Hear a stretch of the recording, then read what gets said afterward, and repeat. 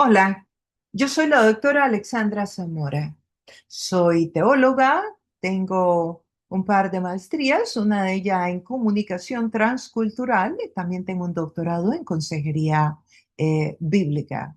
Estamos en el estudio del libro de Apocalipsis. Hoy estamos en el capítulo número 6 y vamos a estar trabajando los versos del verso 3 al verso 8, que es un momento importante en la revelación apocalíptica en la cual se nos permite ver las diferentes manifestaciones que tendrá el anticristo en los últimos tiempos. De hecho, este texto que vamos a estar estudiando se refiere a la última semana descrita en el libro de Daniel para la humanidad. Así que es sumamente importante todo lo que podremos aprender para que, si nos toca estar vivos cuando esto suceda, tengamos la capacidad para poder entender lo que está sucediendo. Bueno, te invito a que te registres si no lo has hecho en este canal, le des un like a esa campanita para que el algoritmo lo envíe a mucha gente y muchos más reciban esta enseñanza y de esa manera pues hagamos un trabajo en equipo. Yo me preparo, yo enseño, soy diligente en la enseñanza y tú ayudas a enviar este programa a muchos más cuando le das ese like a la campanita. Inclusive puedes tomar el link y enviarlo a otras personas. Bueno, sin más, vamos a continuar. Apocalipsis 6, del 1 al 8. Vi cuando el Cordero abrió uno de los sellos y oí a uno de los cuatro seres vivientes decir como con voz de trueno, ven y mira. Y miré, y he aquí un caballo blanco, y el que lo montaba tenía un arco, y le fue dada una corona, y salió venciendo y para vencer. Cuando abrió el segundo sello, oí al segundo ser viviente que decía, ven y mira. Y salió otro caballo bermejo, y al que lo montaba le fue dado poder de quitar de la tierra la paz, y que se matasen unos a otros, y se le dio una gran espada. Y cuando abrió el tercer sello, oí al tercer ser viviente que decía, ven y mira. Y miré, y aquí un caballo negro, y el que lo montaba tenía una balanza en la mano. Y oí una voz de en medio de los cuatro seres vivientes que decía, 2 libras de trigo por un denario, y 6 libras de cebada por un denario, pero no dañas el aceite ni el vino. Cuando abrió el cuarto sello, oí la voz del cuarto ser viviente que decía, ven y mira. Y miré, y aquí un caballo amarillo, y el que lo montaba tenía por nombre Muerte, y el Hades le seguía. Y le fue dada potestad sobre la cuarta parte de la tierra para matar con espada, con hambre, con mortandad y con las fieras de la tierra. Como una introducción, recordamos algunas pinceladas del estudio anterior. En el estudio anterior estuvimos eh, eh, trabajando en los dos primeros versículos y se refería al caballo blanco, ¿sí? Al primer sello. Y voy a referirme a eso como una introducción para que todos estemos en la misma página en caso de que no hubiéramos atendido al estudio anterior. Pero les recuerdo que está aquí en el playlist que se llama El libro de Apocalipsis. Este capítulo abre con el abrir de un rollo, un manuscrito llamado pergamino, que se enrollaba de los extremos hacia el centro. Cada vez que se desenvolvía una parte del rollo, aparecía un sello de cera, como aquellos sellos de cera que en las películas vemos que los reyes ponían con su anillo sobre las cartas, por ejemplo, y se las daban a aquel joven que se montaba en un caballo y iba atravesando los campos a toda velocidad para llevar la correspondencia del rey a otro pueblo. La única persona que tenía autoridad para abrir este documento, este rollo, que era un documento legal, en, en la experiencia que Juan está viviendo, es un documento legal como la escritura. pero en este caso es la escritura del planeta Tierra y es el destino de toda la humanidad. Y la única persona que tenía autoridad para romper ese sello era Jesucristo. Igual que en el tiempo antiguo, un documento de este calibre que un rey envía, solamente lo puede romper el destinatario, a quien va dirigido ese documento que el rey envía. Para eso se le pone el sello de cera, para que el recipiente sepa si alguien lo abrió o no lo abrió, porque le debe de llegar sellado sin romper la cera. Bueno, el único que era digno, que tenía la autoridad para abrirlo, es Jesucristo. ¿Por qué? Porque fue el único que no pecó, que dio la vida en la cruz, que resucitó entre los muertos, que venció la muerte, porque es el Cordero inmolado. Y de hecho, de aquí en adelante, en los capítulos siguientes, se le va a llamar en todo momento a Jesucristo el Cordero inmolado. Este capítulo nos está narrando el inicio del final, llamada la Gran Tribulación. La Gran Tribulación, ese momento tan dramático del final de los tiempos. Está escrito en el libro de Daniel, descrito por Daniel como varias semanas, y esta vendría a ser la última semana, la Gran Tribulación, la última semana de la humanidad. Existen varias posturas teológicas sobre esta última semana, que está conformada precisamente por 7 años, y es sobre el rapto. ¿Por qué? Porque el rapto es un evento muy importante para este tema, esta postura en referencia a la gran tribulación. Si el rapto se da al inicio de la gran tribulación, quiere decir que la iglesia no va a pasar por la gran tribulación. Si el rapto se da a la mitad de esta semana, o sea, a los 3 años y medio, quiere decir que la iglesia va a pasar la mitad de la gran tribulación. Y si el rapto se da al final de la gran tribulación, quiere decir que la iglesia va a atravesar por toda esta etapa de la gran tribulación.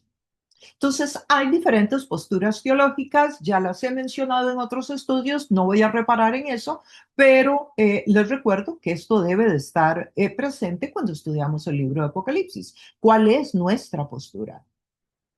Jesús, recordemos que vino a la tierra cuando vino y murió en la cruz. Cuando desarrolló su ministerio, murió en la cruz y resucitó de entre los muertos. Esa es la primera venida.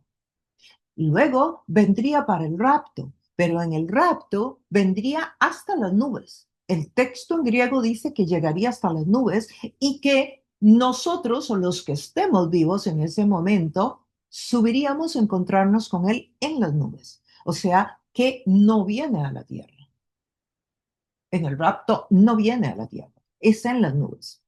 Y la segunda venida, que sí vendría a la tierra, es al terminar la gran tribulación, al terminar esta última semana a la que se refiere el libro de Daniel. Y en esta última vez en que viene sería para vencer al anticristo precisamente, y lo vamos a estudiar en los capítulos siguientes. En esta oportunidad llegaría hasta Jerusalén precisamente, geográficamente a Jerusalén, no llegaría a la tierra, sino geográficamente llegaría a Jerusalén, a la Jerusalén que entendemos hoy, a ese lugar, y llegaría al templo. Ahí es donde sería el Armagedón. ¿Recuerdan esa película, El Armagedón? Bueno, esa película no es basada en ficción, es basada en el texto bíblico en Apocalipsis. Y ahí él libraría una batalla con el anticristo y, y sería en el templo. Y claro, usted me dirá, ¿cuál templo? Con toda razón, porque el templo de Jerusalén fue destruido en el año 70 después de Cristo y no se ha vuelto a construir ningún templo. Bueno, de acuerdo a las profecías, en esa semana el templo se va a construir.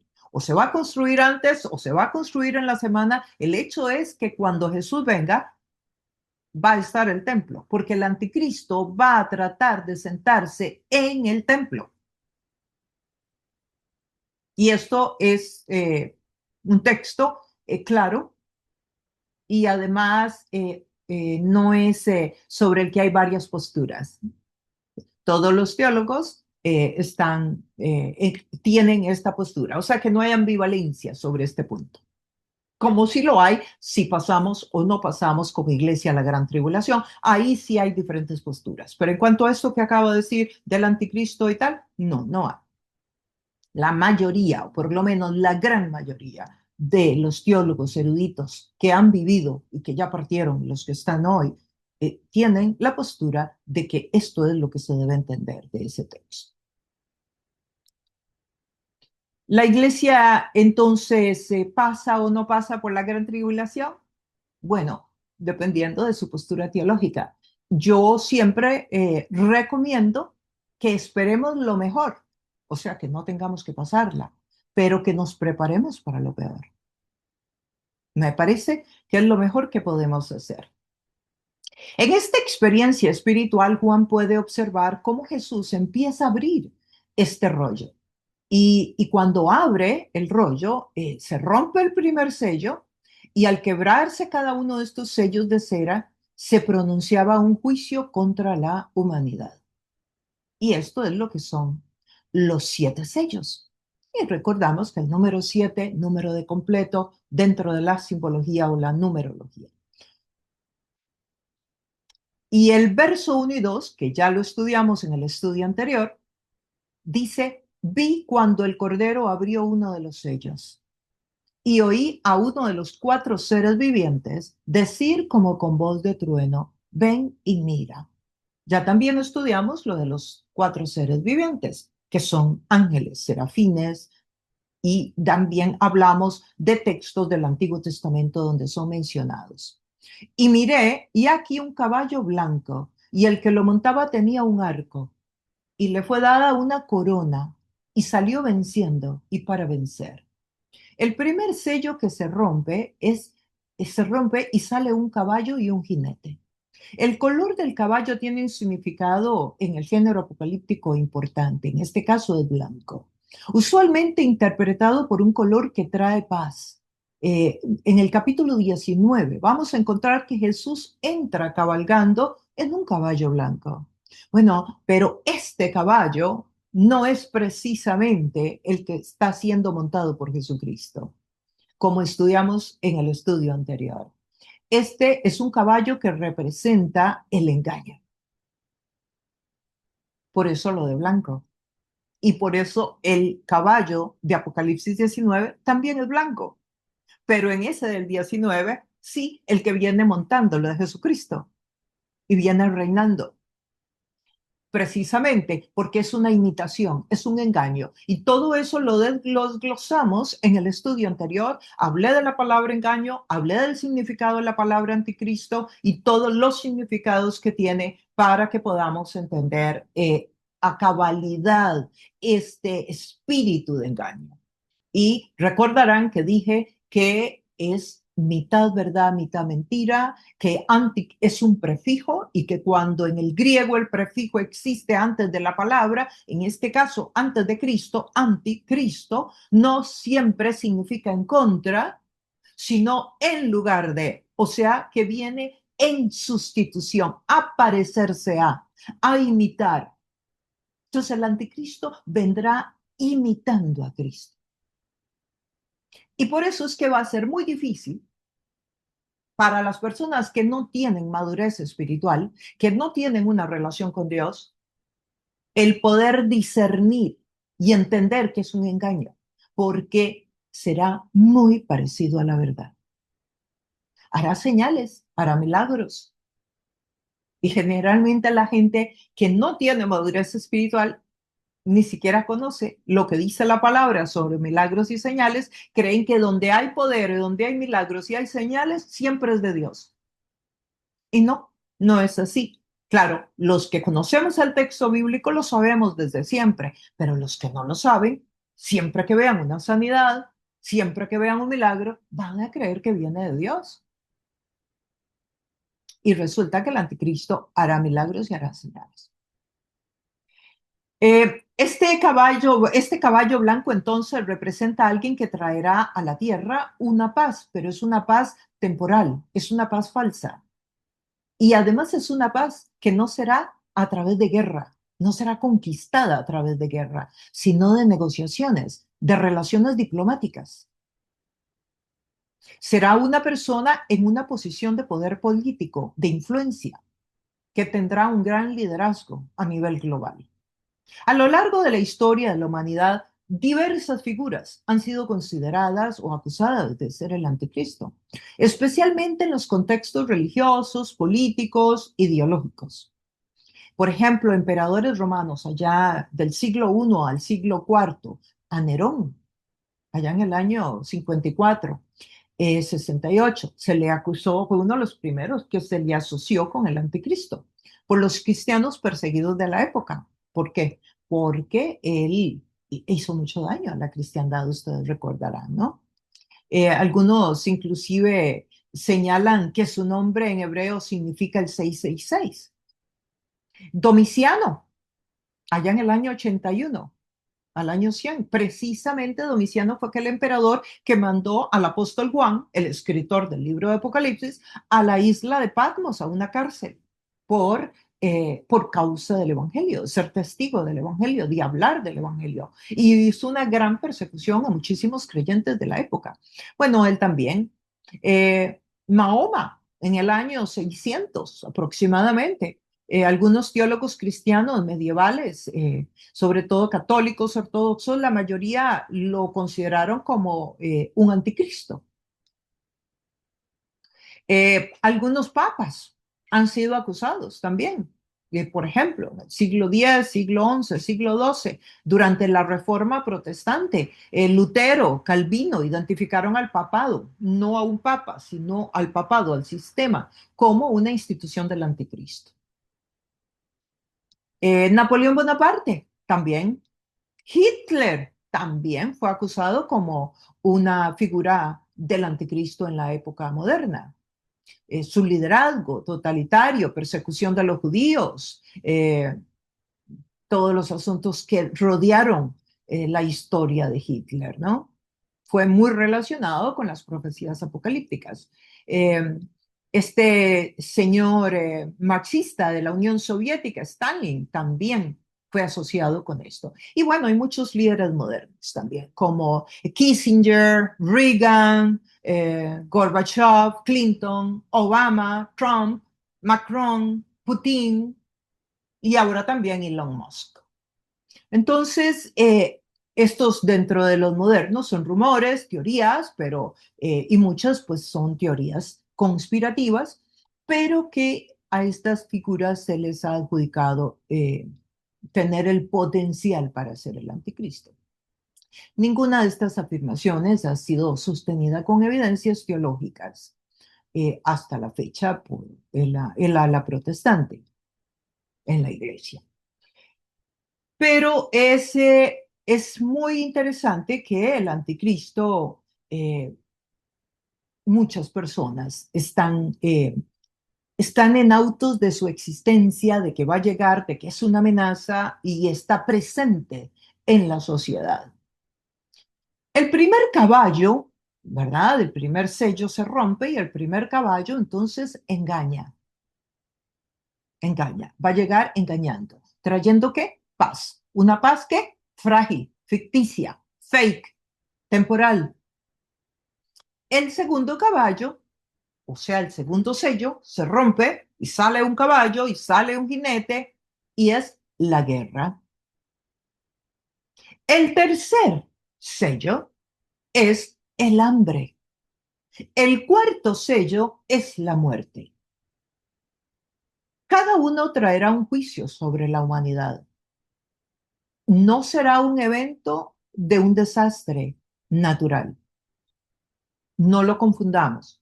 Cada uno será un juicio sobre la humanidad. Cuando se hable de hambre, se debe de mencionar muchos aspectos en el tema del hambre, por ejemplo. cuando hablemos de guerra también, cuando hablemos de muerte también. Y vamos a tratar de ver si podemos ilustrar un poco cada uno de ellos, dando un poco del contexto actual, para que eso nos ayude a discernir los tiempos, si es que esto llega a suceder en nuestro tiempo. El verso 3. Cuando abrió el segundo sello, oí al segundo ser viviente que decía, segundo ser viviente, ¿quién es? Un ángel. Ven y mira. Hablamos de ven y mira en el estudio anterior, que el mirar es parte de lo que sí está en el griego original, pero el ven está cuestionado si verdaderamente está en los pergaminos originales del Nuevo Testamento. El verso 4 dice, y salió otro caballo, bermejo, y al que lo montaba le fue dado poder de quitar de la tierra la paz. ¿Cuál paz? La paz que había traído el primer caballo, que era una paz ficticia, que era una paz frágil. ¿Ok? Este segundo quita la paz que trajo el primero. Este segundo sello. Recuerde que los caballos son una tipificación del sello que se rompe. No es que son caballos, literalmente. Y dice que quitaba la paz y además que se matasen unos a otros y se le dio una gran espada. Esta vez el caballo es bermejo, bermejo significa rojo. Significado de este jinete del caballo no nos lo da, digo, el mismo texto, es rojo, sangre, eh, trae destrucción, representa un gran derramamiento de sangre. Y no se limita solamente a guerra, porque si fuera guerra solamente, no sería tan cruel como en realidad nos habla el texto, porque el texto nos habla de un tipo de muerte, de un tipo de guerra sangrienta, eh, grotesca. Sí, no es una guerra, no sé, con una pistola, no, más bien habla de espada. De hecho, la palabra espada, porque dice que le da una espada, la palabra espada ahí es más bien como un puñal para enterrarlo, para asesinar. Así que para cortar la cabeza, en realidad, es muy fuerte.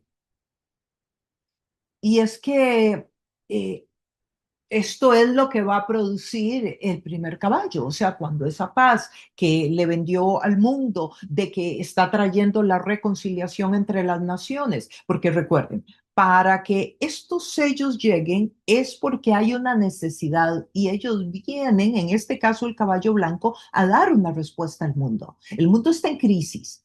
Y el caballo blanco viene a ofrecer la paz, viene a ofrecer negociaciones, viene a traer la paz entre las naciones y viene a poner alianzas con Israel.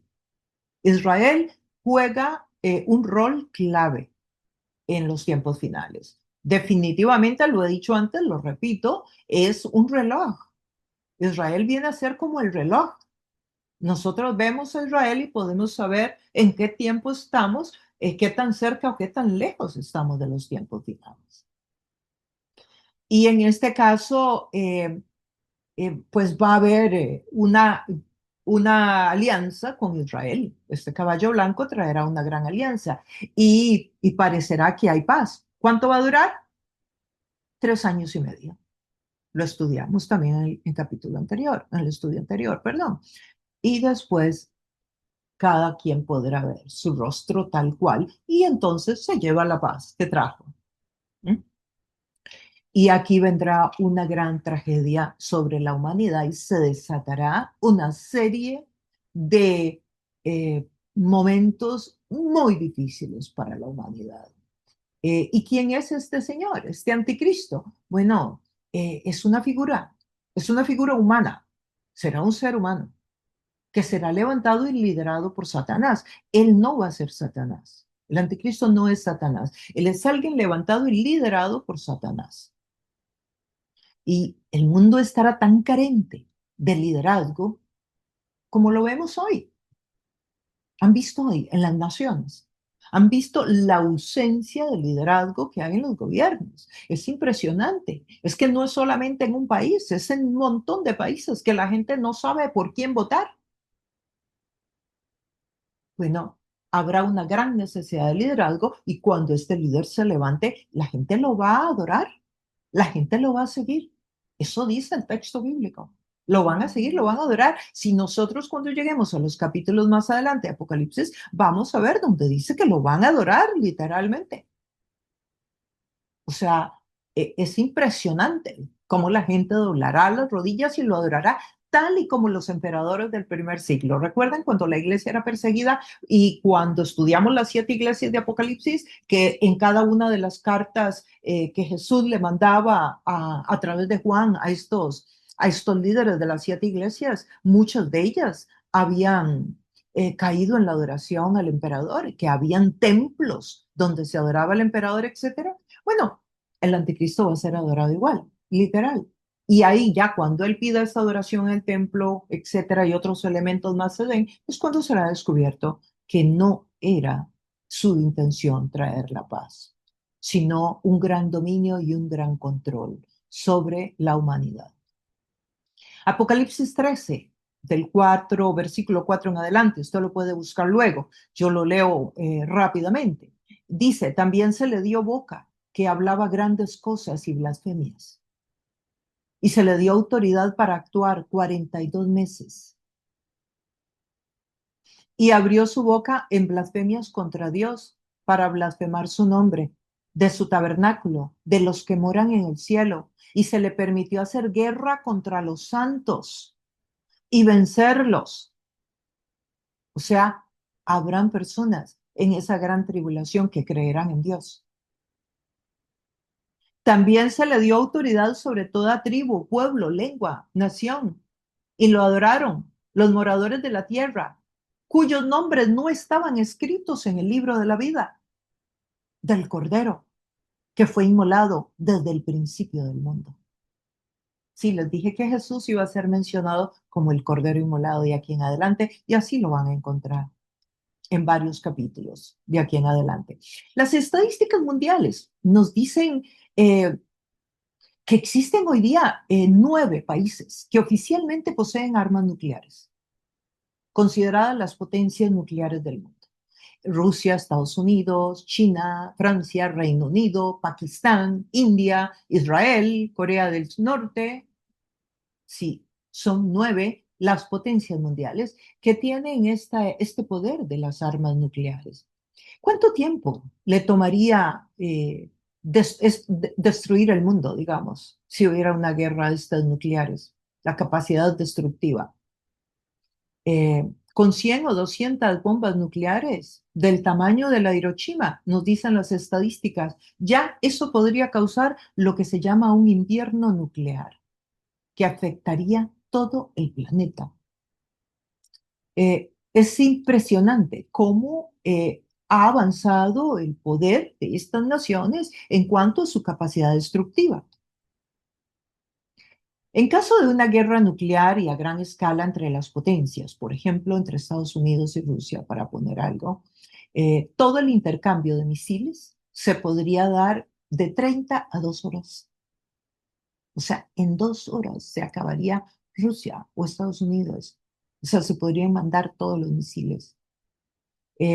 Hay misiles en este momento balísticos que son intercontinentales, que podrían viajar de un continente al otro de 15 a 30 minutos. ¿Se destruiría el planeta? Si esto sucediera, posiblemente el planeta no, pero millones de personas sí morirían. Se destruirían ciudades completas. El clima global del mundo cambiaría a temperaturas súper frías. Y podría significar el fin de la civilización organizada, digamos como estamos hoy. Y ni se diga si mencionamos el tema eh, de los robots militares, para llamarlos de alguna manera, los drones y estos vehículos terrestres no tripulados por humanos. robots o humanoides que ya están en los experimentos, que son mitad robot y mitad de formas humanas, que están en laboratorios, todavía no han sido desplegados entre los ejércitos. Pero ustedes y yo sabemos que existen ya soldados robots. Entonces, también esto es un elemento a considerarse, porque muchas veces los gobiernos no atacan a otro país por la pérdida humana, ¿verdad? Por la medicina que tienen que invertir, por la comida que no puede llegar, por el miedo de los soldados, ¿verdad? Para entrar a ciertas operaciones suicidas. Pero ¿qué pasa si son robots que no tienen temor? Que los pueden mandar a que se desbaraten, que no pasa nada, que no necesitan comida, que no necesitan medicina, que no se cansan. ¿Y quiénes son los que tienen los robots? Los países más adinerados. Qué fácil le va a tocar a un país muy adinerado tomar un país que no es, ¿verdad? Solo tiene que tener militares robots y un líder que no tenga principios. Entonces, las consecuencias del uso de robots podría ser impresionante. No voy a detallar más, pero con eso yo creo que es suficiente, ¿verdad? Son decisiones tomadas con la inteligencia artificial, no son decisiones tomadas con base en la moral ni en la empatía. Algunas consecuencias interesantes, por ejemplo, que pueden haber es que los robots pueden confundir a un civil con un enemigo, por ejemplo.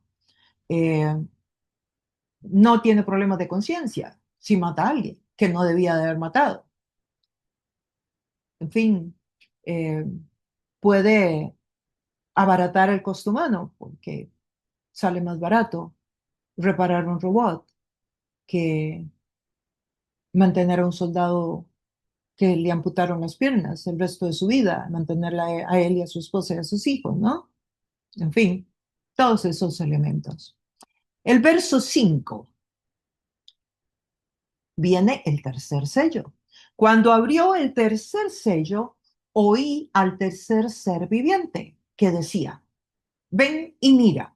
Y miré, y aquí un caballo negro, y el que lo montaba tenía una balanza en la mano.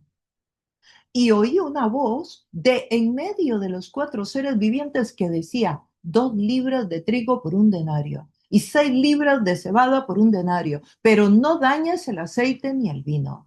El tercer caballo es negro. El negro es el color del hambre.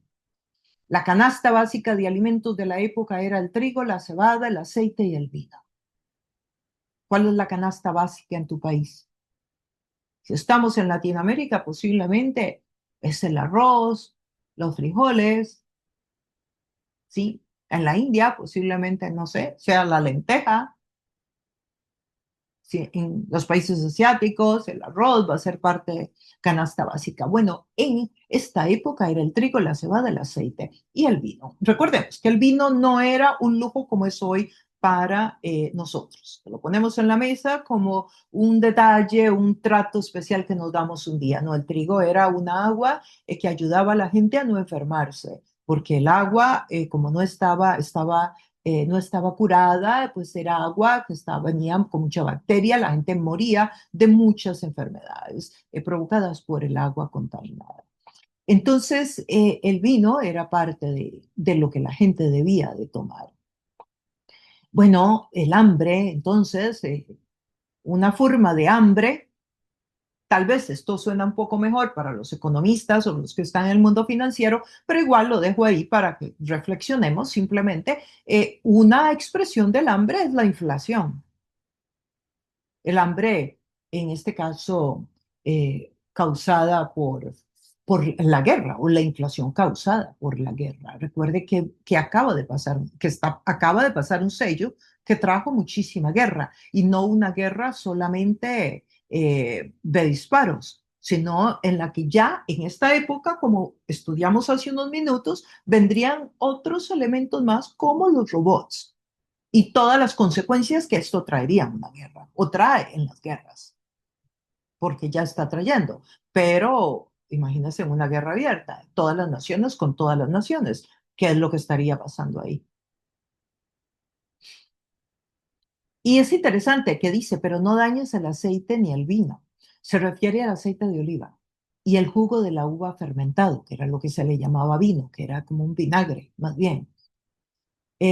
Los estudiosos de la época, que estudian la época de los 100 años, que era cuando Juan escribe en el año 95 después de Cristo, el emperador que estaba en ese momento gobernando era Domiciano y fue el que puso a Juan en la cárcel, precisamente, y había hecho un decreto en aquella época para que no plantaran más viñedos.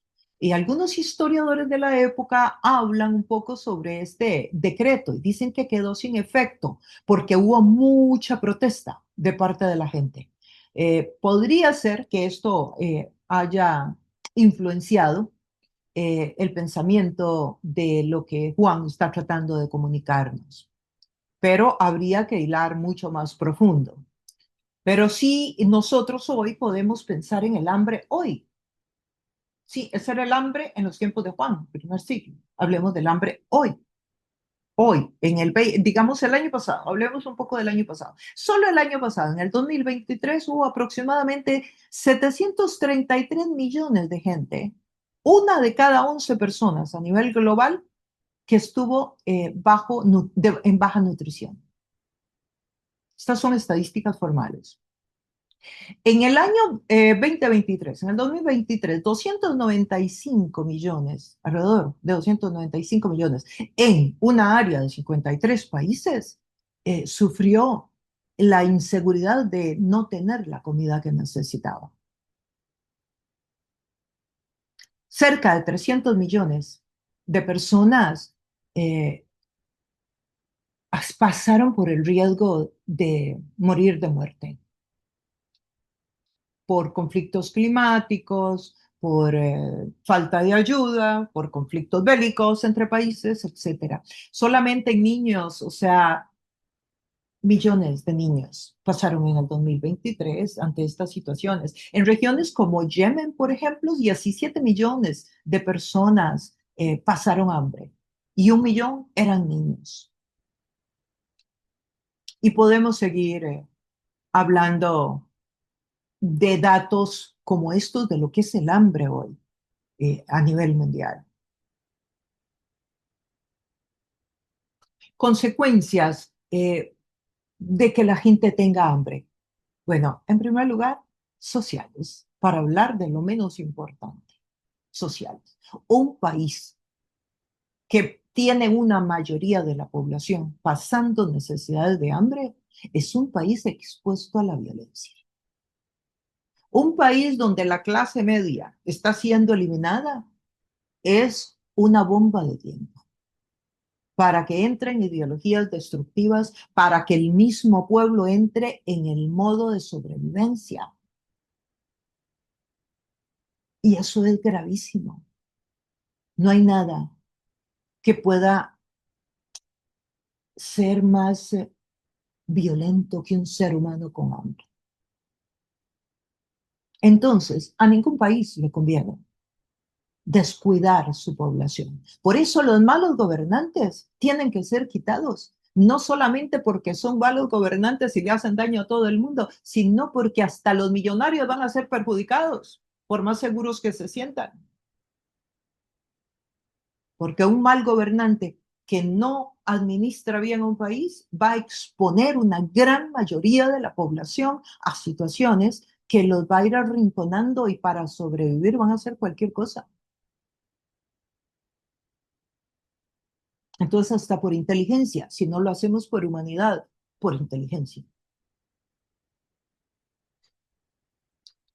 Así que el tema del hambre es grave y lo estoy poniendo de esta manera, dando estas estadísticas para que podamos aterrizar estas señales, estos rollos, este rollo que se abre, estos sellos que se quiebran y estos juicios que salen para que lo podamos ver con las dimensiones que tomaría hoy, no allá en el primer siglo cuando Juan escribió. Ahí sucedieron en su momento, pero hoy, ¿cómo sería hoy? en las situaciones y el contexto actual. Tanto la guerra, como mencioné anteriormente, como ahora el hambre. Y luego, el verso 7 dice, cuando abrió el cuarto sello, oí la voz del cuarto ser viviente, que decía, ven y mira. Miré y aquí un caballo amarillo. Y el que lo montaba tenía por nombre Muerte. Y el Hades le seguía, o sea, como el apellido. Y le fue dada potestad sobre la cuarta parte de la tierra para matar. ¿Y cómo mató? Con espada, con hambre, con mortandad y con las fieras de la tierra. El cuarto caballo es amarillo, se podría traducir como pálido, como verdoso. La palabra ahí en griego es como clorofila, un color así, y representa la muerte. Eh, un color inclusive usado por Homero en el libro de la Ilíada para referirse a pálido de miedo. Ahí donde Homero dice eso, se refiere a este color clorofila, verdoso, pálido. Este caballo representa el terror y el jinete es la personificación misma del amor. Cuando dice que morirá una cuarta parte de la tierra, ¿cuánto sería una cuarta parte? Si hoy estamos llegando a los 8 billones de la población mundial, hoy día estamos llegando, no hemos llegado, pero estamos llegando a los 8 billones. Bueno, la cuarta parte en números generales serían 2 billones de gente que va a morir. Suponte que un buen poco ya se fue en el rapto, que no tuvo que pasar por esta tribulación. Bueno, igual, será un muy buen número de personas que van a morir. ¿Y van a morir cómo?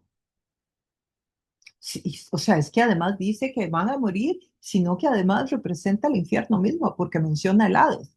¿Cómo van a morir? Con espada, con hambre, con mortandad, con fieras de la tierra.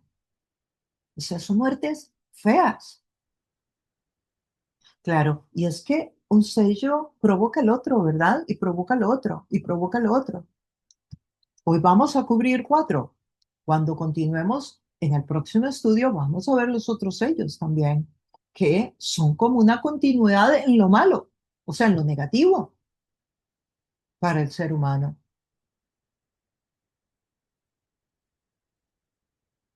Algunos métodos que va a usar entonces para matar son la espada, el hambre, la pestilencia. Y la pestilencia muchas veces se traduce como fieras de la tierra. Entonces, cuando leas fieras de la tierra, no necesariamente son monstruos gigantes, porque hay fieras que son muy pequeñas, por cierto. Ya vamos a mencionar alguna.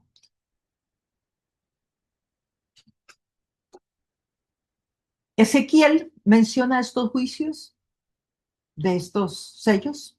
Si usted quiere leerlo luego, está en Ezequiel 14, ahí del 21. Puede leer en adelante. Voy a leer solamente el 21 para ustedes por un tema de tiempo. Por lo cual así ha dicho Jehová el Señor. Cuanto más yo enviare contra Jerusalén mis 4 juicios terribles, espada, hambre, fieras y pestilencia, para cortar de ella hombres y bestias. Recuerde, en Ezequiel esto está en género apocalíptico. Entonces, en las palabras son dramáticas, descriptivas, pintorescas y puede ser fuerte al ojo cuando se lee, ¿no? Hablemos de algunas guerras que han existido, porque uno dice, ¿cómo va a ser que va a cortar 2 billones de la población mundial? Eh, ¿Cómo van a morirse así tanta gente? ¿Será posible? Bueno, yo les menciono algunas muertes, algunas cantidades de personas que han muerto en diferentes momentos de la historia de la humanidad. Por ejemplo, durante algunas guerras. En la Primera Guerra Mundial, por allá en el año 1914, murieron entre 15 y 20 millones de personas. En la Segunda Guerra Mundial, en el año 1940 aproximadamente, murieron de 70 a 85 millones de personas. En epidemias por las que ha pasado la humanidad. Eh, Hablemos, por ejemplo, de la peste negra, que fue en el año 1350. Murieron entre 75 y 200 millones de personas. Recuerden que en este tiempo pues costaba más por el tema de que no habían los censos ni había el internet para llevar los números exactos. La peste negra o bubónica también le han llamado. Luego existieron otras epidemias como la viruela, la gripe española, que mató como a 50 millones de personas en el año 1920 aproximadamente. El SIDA, usted recordará, en el año 1980 eh, mató más de 40 millones y sigue matando hasta el día de hoy.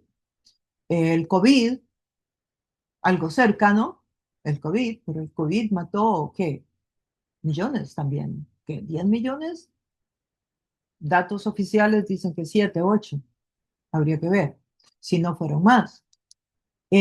Interesante, ¿no? Que cuando estas situaciones cuando estas situaciones de pestes, por ejemplo, la peste negra, que la peste negra fue una peste que vino que fue en Europa, pero entiendo que vino desde Asia y creo que venía eh,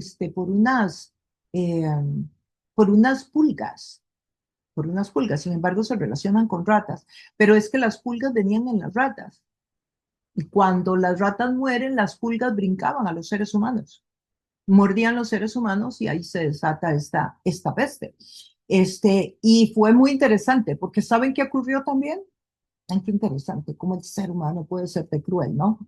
Que culparon a los judíos en Europa de la peste bubónica. Y durante esa peste se buscaba explicaciones al sufrimiento, al por qué Dios nos hace esto. La ciencia estaba detrás de la enfermedad, las teorías conspirativas, los prejuicios religiosos. O sea, y todo esto hizo que se acusara a los judíos de que ellos estaban envenenando los pozos para propagar la enfermedad. Eran una minoría, los judíos, ¿no? Eran una minoría cultural y también religiosa. Y muchas veces en aquella época ellos vivían en comunidades cerradas y tenían unas reglas higiénicas. Entonces, se cuidaban más y morían menos. Y estas enfermedades o esta enfermedad, esta peste, llegaba menos a estos grupos donde ellos tenían estas comunidades. Pero porque tenían unas reglas ustedes saben que ellos tienen rituales de lavarse las manos, etcétera, y posiblemente esto les favorecía. Bueno, los llegaron a atacar horrible, pero horrible. O sea, hubo consecuencias horribles, o sea, masacres de judíos, los quemaron vivos adentro de sus ciudades, o sea, todas las ciudades, porque se les metió que los judíos eran los que habían traído la peste. Fue una época muy dura, muy cruel también de la humanidad. Y que podemos aprender, o sea, podemos aprender que ante las situaciones agobiantes como el miedo, como el estado de sobrevivir, cuando nos tocan esas áreas, esas fibras internas donde hay que sobrevivir, se puede alimentar el odio, se puede alimentar la persecución, que fue algo muy grave, la acusación contra los judíos. El control, entonces, de las vidas de los seres humanos es algo que el enemigo va a buscar y lo va a buscar en los tiempos finales, precisamente durante la gran tribulación. Una persona con todos los avances que tenemos hoy día de la tecnología, eh, perfectamente una sola persona podría tener el control mundial, global. Digo yo, ¿por qué? Porque, bueno, una sola persona puede tener la información mundial de todos los individuos que vivimos en el planeta y controlar. No sé, ¿qué pasaría si el día de mañana se ocupa un código para poder entrar al supermercado o para entrar al banco o para entrar a tu casa? Yo vivo en una ciudad donde mucha gente hoy día lo que tienen para entrar a la puerta de su casa ya no es la llave, Es un código, por ejemplo. O para tener los beneficios de salud. O sea, y no es lo mismo, no es lo mismo, por eso la democracia es tan importante, porque son varias personas tomando decisiones, son varias personas analizando, discutiendo, leyendo los mismos documentos, viéndolos desde diferentes perspectivas. Pero cuando es solamente una persona la que tiene toda la información y la que toma decisiones, es altamente peligroso, es peligrosísimo. Porque ¿qué pasa si los valores de esa persona no son los correctos? Es de un alto nivel de riesgo. ¿Qué pasa si hay alguien gobernando a nivel global que no tiene principios, que no tiene ningún tipo de fe, por ejemplo, o que odie un género, que odia el género femenino o que odia el masculino y que no haya nadie que le pueda poner resistencia porque tiene el control? ¿Qué pasa si entra alguien que tiene un gobierno global, que es parte de las tendencias que sabemos que se están dando, que hay una búsqueda, que hay una agenda que anda buscando gobierno global, donde no hay fronteras, donde hay una sola moneda, donde solamente, donde todo está globalizado? Eh,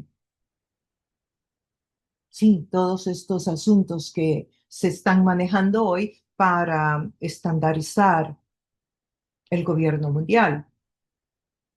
Todo esto es importante, verlo a la luz de lo que nosotros vamos aprendiendo en el texto y que esto no suene a conspiración, simplemente que el contexto de Juan en el primer siglo es muy diferente del contexto nuestro. Una guerra en el tiempo de Juan era con unos escudos de metal, con unas espadas grandes y se usaba mucho el fuego y las piedras. Hoy no, hoy son misiles que vuelan de un continente a otro en términos de 30 minutos. Hoy son bombas nucleares. Hoy son robots que no se cansan, que no tienen miedo, que no hay que curarlos, que no necesitan rehabilitación, que no tienen que pensar en la familia y que por eso y que eso les dé un poco de prudencia para no tirarse o avalancharse en un combate y todo lo demás que hemos conversado. Entonces, no se trata de conspiración, sino de pensar, de analizar, de contextualizar y desde luego tampoco de tener miedo. ¿Por qué?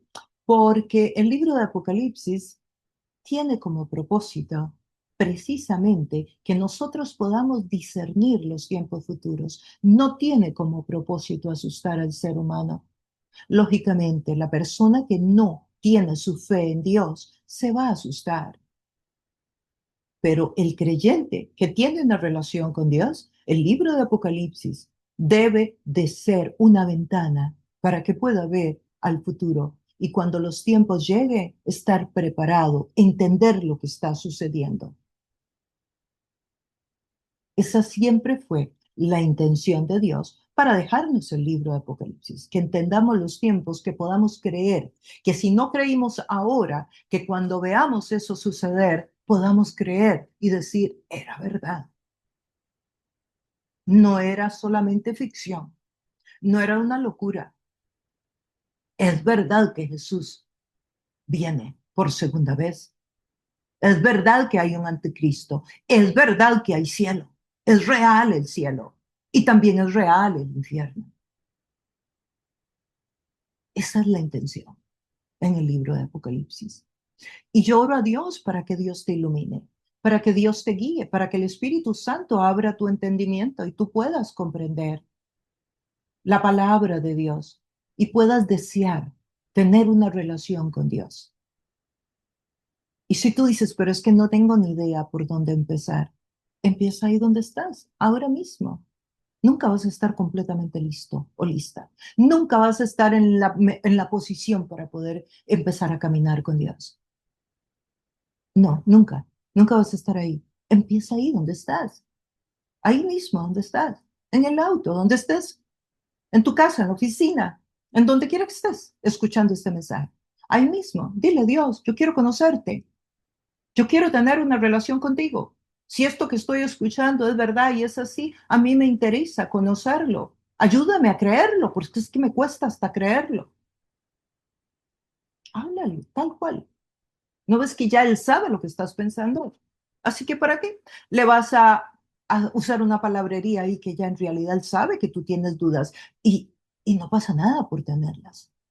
Lo que sí pasa es por no acercarte a él y no desarrollar con él una relación que te permita profundizar y madurar espiritualmente. Así que ahí donde estás, reconoce que Jesús murió por ti, murió por tus pecados, resucitó entre los muertos para que tú tengas vida eterna. Y vas a ver que eso te abre una puerta a un mundo maravilloso de una relación con Dios. Y Él se va a encargar. Él se va a encargar de que tú puedas reconocerlo. De lo contrario, pues no sería Dios. Eso es lo que lo hace ser Dios, que Él se adapta, Él viene a nuestro nivel para caminar con nosotros en donde nosotros estemos. Ha sido un gusto que nos hayas acompañado. Oramos a Dios para que este mensaje haya contribuido con tu crecimiento espiritual y desde luego que también pueda ser usado para que otros más lo lleguen a escuchar. Esta es una palabra importante, es un estudio serio, formal, que tiene como propósito construir nuestra fe interna para que cada día podamos estar más seguros de nuestra relación con Dios. Y sin más, te recuerdo, suscríbete al canal si no lo has hecho, dale un like a esta campanita, contribuye para que el algoritmo lo envíe a muchas personas más, muchos más conozcan esta palabra de Dios y así hagamos este trabajo juntos. Bueno, nos despedimos por ahora, pero nos vemos en el próximo estudio.